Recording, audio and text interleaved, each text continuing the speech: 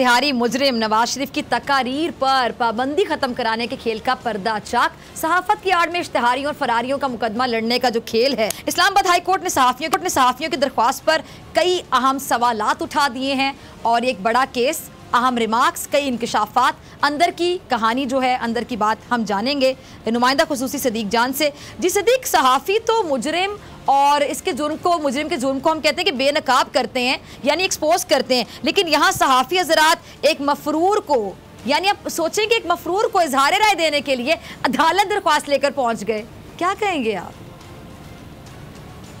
जी आपने दुरुस्त कहा। आज ये इस्लामाबाद हाई कोर्ट में 21 मिनट की समाअत थी जिसमें इस्लामाबाद हाई कोर्ट के चीफ जस्टिस अतर मिर्ज़ा साहब ने बहुत अहम सवालात उठाए हैं और उन्होंने जो इन सहाफ़ियों के वकील थे सलमान अकरम राजा साहब, उनसे 7 मरतबा पूछा कि आप खुलकर नाम लें, असल बात बताएं कि आप किस मफरूर का इंटरव्यू करना चाहते हैं, यानी आपके जो क्लाइंट हैं जिनकी जानिब से आप पेश हो रहे हैं वो किसका इंटरव्यू करना चाहते हैं, खुलकर बात करें। ये देखें ना, ये किस तरह की मतलब चालाकियाँ हैं कि गए नवाज शरीफ के लिए हैं, गए सागडार के लिए हैं और कहते हैं हम आज़ादी इज़हार राय के लिए गए हैं।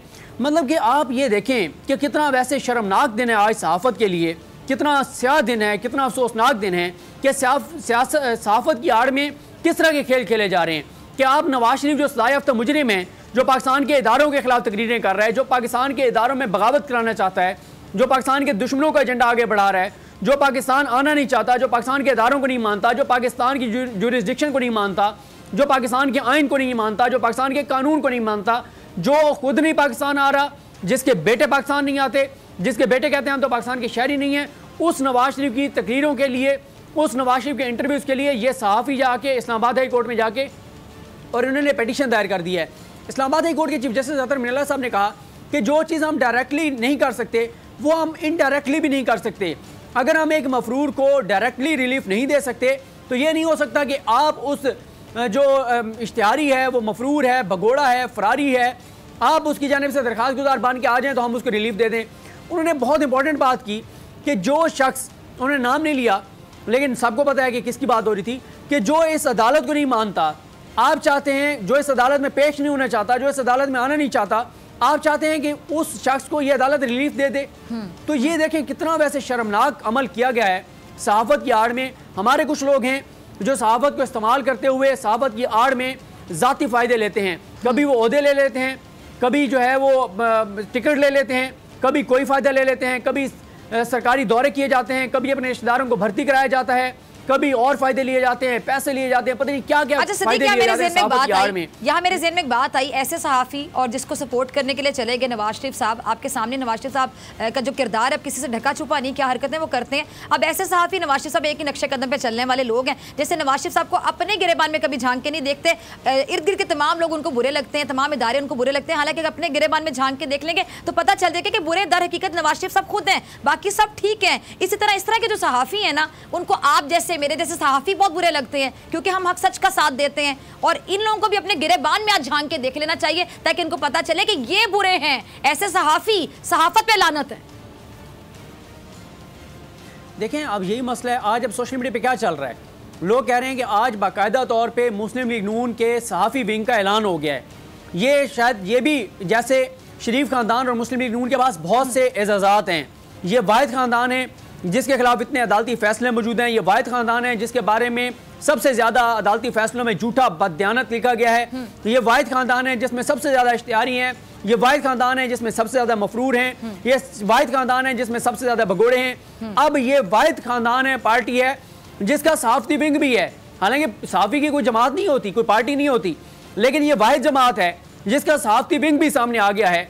और आप अंदाज़ा लगाएं, चलो सियासतदान तो इस्तेमाल करते हैं सहाफ़ियों को, उनकी तो कोशिश होती है कि सहाफ़ियों को भी करप्ट करो, उनको पैसा खिलाओ, फिर उनको इस्तेमाल करो। और ये भी सुनने में आ रहा है कि नवाज शरीफ आजकल बहुत गुस्से में हैं। नवाज शरीफ ने कहा है कि ये आखिरी जंग है, ये आखिरी मार्का है, डू और डाई की पोजीशन है।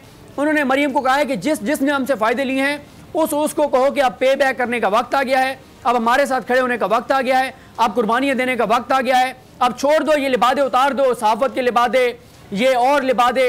वो कहते हैं अब खुल के खड़े हो जाओ हमारे साथ, कहो कि हाँ नवाज शरीफ ही इस मुल्क की बका की वाहिद जो है वो उम्मीद है। तो ये सहाफी इसीलिए वहां पर पहुंच गए गहरी कि नवाज शरीफ की तकरीरें बहुत दिखाई बड़ा जाती सवाल जिस पे बड़े सहाफियों को बकायदा कहते हैं ना कि आग लग जाएगी। अब जो लोग नवाज शरीफ को सपोर्ट कर रहे हैं, भले इसको आजादी इजहार राय कह रहे हैं, जो भी कह रहे हैं, मुझे ही बता दीजिएगा इसका मतलब है कि डायरेक्टली या इनडायरेक्टली वो नवाज शरीफ के बयानिए को भी सपोर्ट कर रहे हैं, चाहे वो उसका इजहार करें या ना करें। ये तो बड़ी क्लियर बात है। जी बिल्कुल, और यही मैं कह रहा हूँ ना कि वो है शेर है ना कि झूठ बोला है तो कायम भी रहो उस पर जफर। आदमी को साहिब किरदार होना चाहिए। भाई आपने अगर उस सजा याफ्ता मुजरिम के लिए गए अदालत में तो खुल के खड़े हो। वो है ना कि प्यार किया तो डरना क्या, खुल के कहें कि हमें नवाज शरीफ से प्यार है, खुल के कहें कि हम नवाज शरीफ के साथ हैं, खुल के कहें कि हम उसको सपोर्ट करते हैं। ये क्या कि जाना नवाज शरीफ के लिए है और बहाना जो है वो आज़ादी इज़हार राय का करना है। आप कहते हैं जी अवाम का, अवामी बुनियादी हकूक का मामला है कि अवाम का ये हक है कि अवाम तक इंफॉर्मेशन पहुंचे और नवाज शरीफ की इंफॉर्मेशन पहुंचे।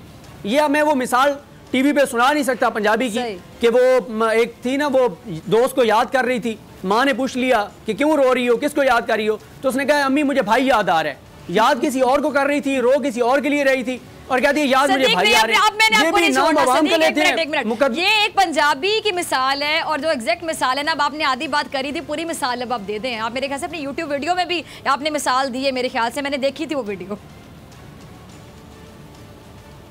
जी बिल्कुल, मैंने तो वो जरा वो ज्यादा हो जाता है, लेकिन पूरी समझ आ गई होगी। फिर आप तो मिसाल दे रहे हैं। मैं कह रहा हूँ जो पंजाबी होंगे ना, जो पंजाबी होंगे उनको समझ आ गई होगी कि भाइयों का नाम लेने की आड़ में रो वो किसी और को रही थी। इनका भी वही मामला है कि ये रो रहे हैं नवाज शरीफ को और बहाना अवाम का बना रहे हैं।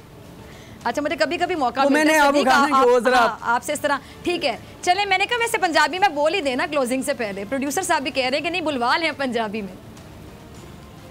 नहीं, वो पंजाबी में है ना कि रोंदी यारा नू ले लेना भरामा दे। वो मेरा एक तो सराइकी वो है ना, तो शायद मैं पंजाबी से ना बोल पाऊँ, तो ये ना पंजाबी फिर नाराज होंगे आप किस तरह से पंजाबी बोल रहे हैं। ठीक है जी, तो ये भी बोल दिया फिर इनका यही इनकी हालत है। ठीक है जी, बहुत शुक्रिया सदीक जान।